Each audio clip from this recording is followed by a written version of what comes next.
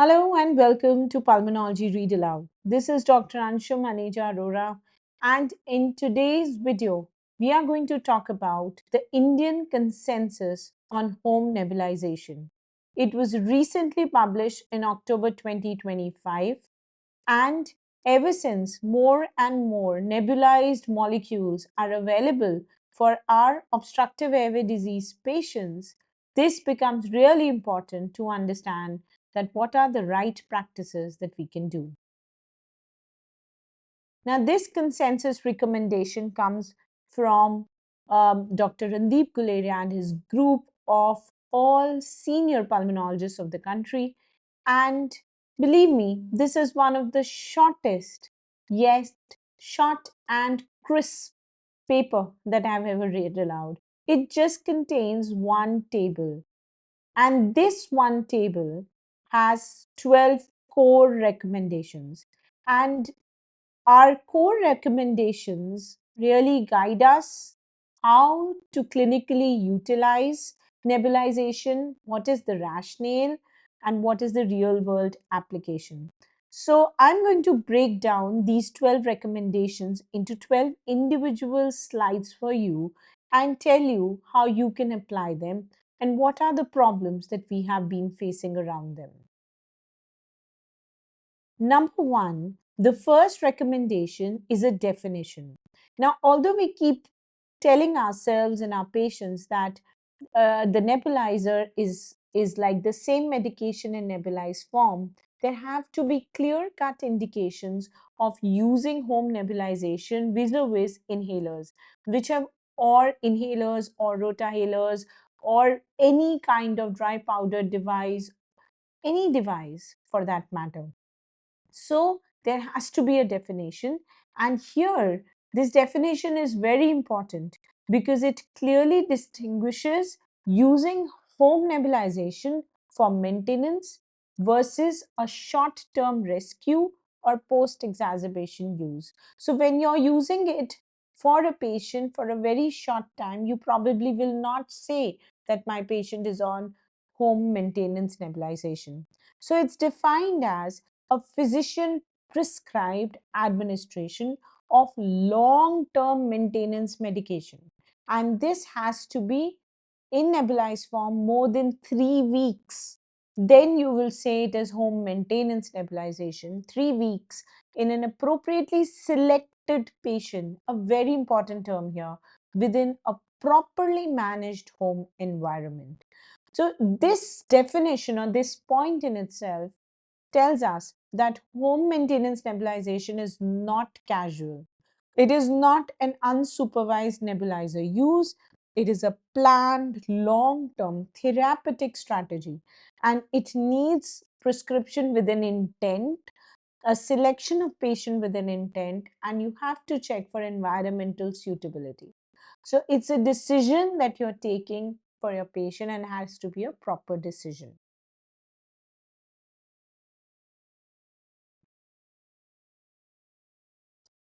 The second recommendation talks about patient selection and clinical evaluation. So, here it talks about how a clinical evaluation is very important before selecting the patient for maintenance nebulization. And how do you evaluate such a patient? It includes assessing the patient's disease severity. It includes looking at the treatment response to other ways of delivering medication, the patient's cognitive status, the patient's dexterity or aid or help around in his house to do that, the ability to coordinate, the ability, availability of assistance, comorbidities that he has, and his symptom burden.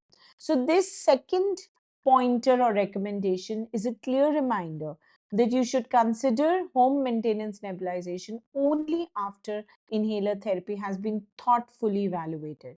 And here, the ideal candidates for us are those who are elderly, who have poor coordination, who have advanced disease, who have already been on various kinds of other devices and haven't done well. So, importantly, we as clinicians are expected to determine which patient should get this and what will be the anticipated duration, and to keep reassessing our patient. So, which are the conditions where home maintenance nebulization could be appropriate? We could use it as in consensus is in patients with COPD. Short term, we do use it in the recovery phase after exacerbation, that's common. But chronically, if your inhaler delivery is suboptimal, you could use it again short term and long term in asthmatics. You could use them in bronchiectasis. Before airway clearance, it can be used. It can be used in selected ILD patients, and it can be used for palliative care, dyspnea relief, and to improve patients' lung functions. The third recommendation talks about the duration of maintenance nebulization, and it already stated in the definition that it has to be more than 3 weeks. So, the minimum duration of a maintenance nebulization in patients with OADs should be at least 3 weeks. But they have not given the maximum duration, they have left it undefined, and they've left it to us, the whole responsibility squarely on us as a prescribing clinician to individualize the therapy based on the severity, the response, the safety, and the needs. So it discourages both extremes. It discourages premature discontinuation and indefinite continuation without reassessment. So we have to remember that we don't do both the extremes. We keep evaluating and guide our decisions to continue or to stop home maintenance nebulization. The next recommendation addresses selection of nebulizer device. And it's a very common question that patients ask: which nebulizer should I buy? And as pulmonologists, as physicians, we know the various kinds of nebulizers like the jet or the piston nebulizer, the mesh nebulizer, the ultrasonic nebulizers that are available. So here they say that whenever you choose a nebulizer for maintenance therapy, that device choice should also be an individualized choice. And you have to, or you should rather, document it. Are you prescribing that patient a jet nebulizer, an ultrasonic, or a mesh nebulizer? What are you prescribing? You must mention. It is supposed to be individualized, and you have to look out for drug compatibility also. For instance, if you have solutions or suspensions, we know that suspensions can clog the pores of a mesh nebulizer. And then, in that case, what kind of mesh does that nebulizer have that you're prescribing? So, all of this, the compatibility, the particle size, the ease of use and access of that nebulizer, the cost effectiveness. So, you have to remember that nebulizers are not interchangeable devices. Every patient may have a specific type of nebulizer that they may need. And as a prescriber, we should look at the prescribing information for that nebulizer device and look at, in this patient, will this be a better choice? So it should be a part of our prescription. It should not be an afterthought. And it's important to look at even helping your patient select the device that he should be using. The fifth recommendation is on monitoring treatment effectiveness. They want to say that adherence to therapy and infection control and monitoring should be a part. You must have a routine follow up, and you can only have an effective home maintenance nebulization if it's used consistently, correctly. So, with that, follow up will become very, very important. It should not become an uncontrolled therapy. It should become a therapy where the doctor is monitoring the patient's progress on nebulization. The sixth recommendation places a very strong emphasis on infection control. the aseptic technique and cleaning recommendation. This is very important, especially in patients who are having a lot of repeated infections, patients with bronchiectasis, patients with chronic infections. And here, an improper cleaning, we know, will convert this therapeutic device into an infection source. So we have to tell the patient or his support system about the need of cleaning the accessories, disinfecting the nebulizer, cleaning accessories daily, such as cleaning the mask, disinfecting it weekly, storing it in a dry environment, and replacing components according to the guidelines of the manufacturer. So changing the mask or changing the filter of the nebulizer, that has to be mentioned, and how they have to follow aseptic techniques. That should be a part of your recommendation. In recommendation 7, they talk about assessing the effectiveness of home maintenance nebulization, and how we can do that is by looking at symptom improvement, looking at adherence to treatment, and monitoring the symptoms. So, nebulization should not be assumed effective just because it's nebulized. Some patients may do better with an MDI and spacer and may not take the nebulization completely, or the device may not have been proper. So it's important to assess the effectiveness to justify whether patient needs it, and this assessment has to be objective and subjective both.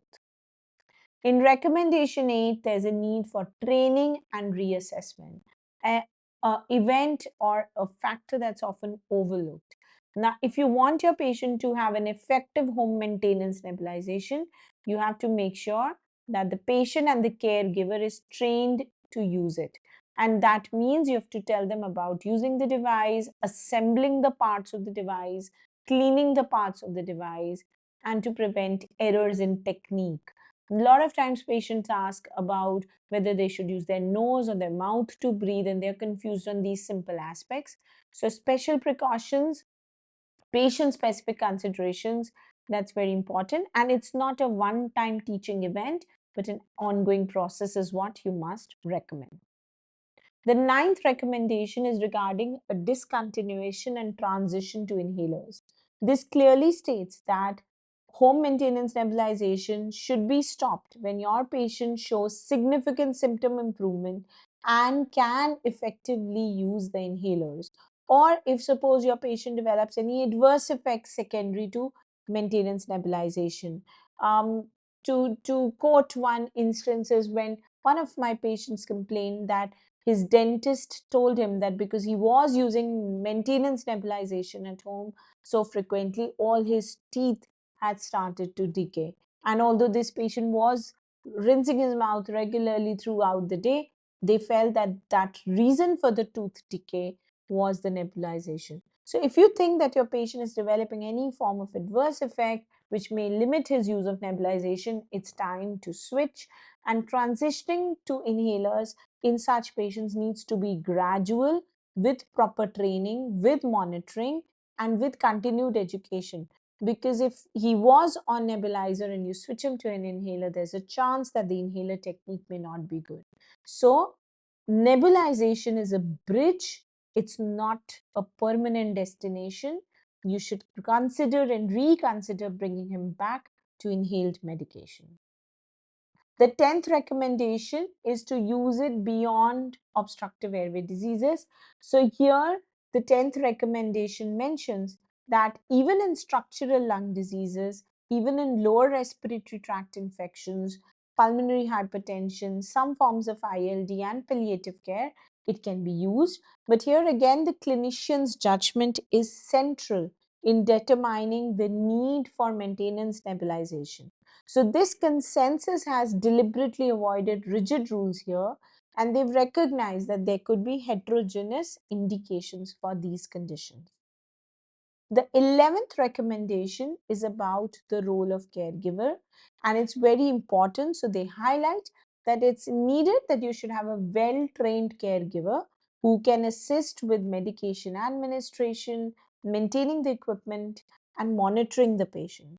So a structured training program with a good emotional support for caregiver might be very important to reduce burnout, especially when you have patients who are elderly or neurologically impaired and might need home maintenance nebulization for extended periods. The last and the final recommendation is on nebulization in patients on NIV. And here they mention that nebulizers, if you're using in with NIV, they should be used between the NIV cycles. You have to ensure that the patient knows what is the interface that they have to use. So appropriate interface selection, the dose adjustments in case you have to do, and importantly, they advise avoiding oxygen driven nebulizers at home. So, if you have to use a nebulizer, uncontrolled oxygen driven nebulization, which is a very, very common practice even in a lot of emergency rooms, but we often see pulmonologists telling the setting not to do that. So, they also advise avoiding the oxygen driven nebulization because it's very important to underscore safety in the vulnerable population, such as our COPDs who may be type 2 respiratory failures as well. So, well trained and in NIV, between NIV cycles, and with the appropriate interface. So, with that, this is my understanding of the summary of this table which forms this paper, what not to do or common misuse. Nebulizers should not be your default discharge prescription. They should not replace inhaler education, so don't do that. They should not be lifelong nebulized steroids. And if your patient is on that, remember, review, and review. There should always be this review plan and follow-up plan for nebulized patients, and you have to send them home with cleaning instructions, otherwise it's not an effective therapy. So with that, thank you for listening this video and subscribing to Pulmonology Read Aloud. I'll be back soon with another set of videos. Till then, happy reading.